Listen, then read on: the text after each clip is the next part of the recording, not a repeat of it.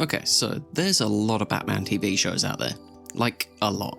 And I, for one, as we all know, am a pretty big Batman fan. And that is why today I have decided to design my own Batman cartoon.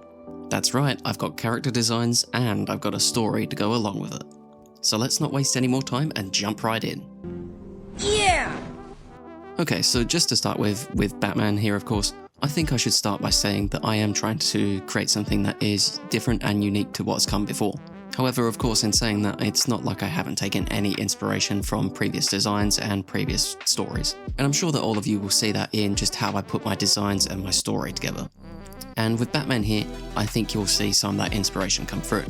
My Batman design is inspired by Matt Fraction and Jorge Jimenez run on the current Batman comics. I've also taken a good amount of inspiration from the original Batman the Animated Series design. And really, I've combined those ideas with some of my own personal ideas to create this design here. And yes, as you can see, something that I have wanted to do with my Batman design is bring back Batman's blue. Not for any reason in particular, I just think that we've seen the black and grey Batman quite a lot, so really going back to the blue is something that I think people would enjoy. Lastly, something else that I wanted to try and do with my Batman design is not make him too big. Of course, I wanted to make him look strong, but I still also didn't want to make it look like he was towering over everybody else. Honestly, I really like the imagery of Batman where he is just a bit shorter than a lot of his villains. And this leads into the story that I've put together for this Batman, with it largely taking a lot of inspiration from Matt Fraction's run on the character, where he is still that really cool Dark Knight character, but is also someone who is actually trying to genuinely reach out to his villains and help them on a deeper level. Okay, so moving on to Robin. Robin, I think, is essential to Batman. I mean, these two characters were the first dynamic duo for a reason. And here with my Robin design, I think it should be said that this design has been put together for a Jason Todd character. So yeah, I've not chosen Dick Grayson for this Robin character, and you'll find out why in just a minute. But right now, I just want to talk about his design quickly. And honestly, I think that every Robin has at least one great suit design, except for Jason Todd. I really think that Jason Todd unfortunately loses out when it comes to Robin designs.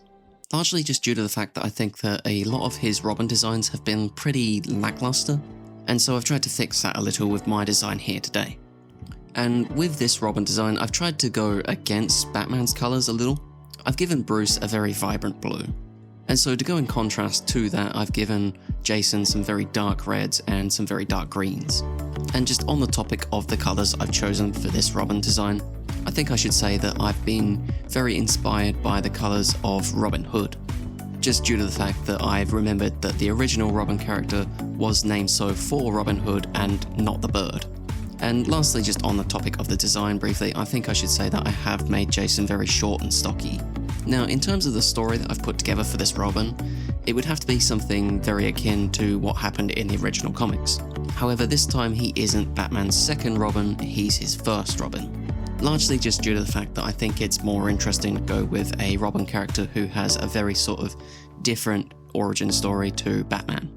Dick Grayson is a great character and everything, but still I wanted to go with a character like Jason Todd as the first Robin, just due to the fact that Jason Todd does have a very different backstory to him and where he came from. And so the story that I would put together for this Robin would be something very similar to what we got to see in Under the Red Hood, where Jason was just this sort of street rat character who Batman found and adopted. And yes, I know what everybody's going to be asking. Does this Jason Todd also die? And yes, he does. Really, I think that this show would be something that runs for maybe 3 seasons.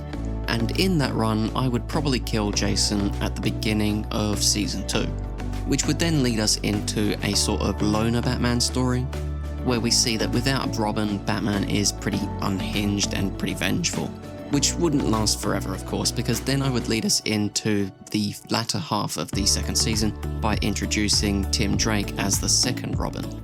And honestly, what I'd really like to do with that story is just introduce Tim Drake as the great character that he is, in addition to showing why Robin is such an integral character to the dynamic duo. And now for the villains. Okay, and of course I know that there's one character that everybody wants me to talk about first. The Joker. This psychotic clown has got a death grip on all comic fans. And I think it's pretty understandable to see why. Because unlike a lot of comic villains, he is just, pretty charming and pretty funny. And yes, again, I know what everybody's going to be asking me. Does my Joker beat my Jason Todd to death with a crowbar? No. He blows him up instead. Honestly, I think that the Joker is a pretty integral character to any Batman animated series, and so of course I would have to include him here in this series. Okay, and now we're going to get into one of my favourite Batman villains. The Riddler. And honestly, what can I say about this character that hasn't already been said? This character is great, he's hilarious, and his riddles, they're really weird. However, one thing that I do think can be said about this character that I think is pretty universal is just the fact that I don't think he's been done very well in a lot of animated series adaptations of his stories. Really, in previous shows, I've heard that a lot of the development teams behind the shows who have worked on the character haven't really known what they wanted to do with this sort of character. And so going into this series, I would want to put some sort of story for this character together far before we went into actual production. Because yeah, I do think that this character is really cool, and I really do think that the 2022 The Batman actually proved just how versatile this character actually is. And yeah, I think you can see a lot of my inspiration for this character and his design coming through from The Batman. But still, despite his design inspiration, I think that this character I would put together in a sort of very subtle way. Honestly, if I ever did get the chance to put this series together, I think that I would probably write the Riddler to be a character who's always pretty much lurking in the shadows. He's working towards an ultimate goal, and it's a game for Batman and Robin to figure out, which would still be something that has a pretty disastrous outcome for both Gotham and its citizens should Batman and Robin fail. Okay, and that would be how I put together my own animated Batman cartoon. And yes, of course, if I was to actually be putting this series together properly, I think that a lot of the ideas I've talked about here would probably be open for interpretation and change a little. But hey, that's not actually happening, and I'm just experimenting in this fun little video. So please, everybody, let me know what you thought about my designs and my story ideas in the comments section down below. Also, don't forget to do all the usual YouTube stuff. Like, subscribe and comment, and I will see you all in the next one. Goodbye.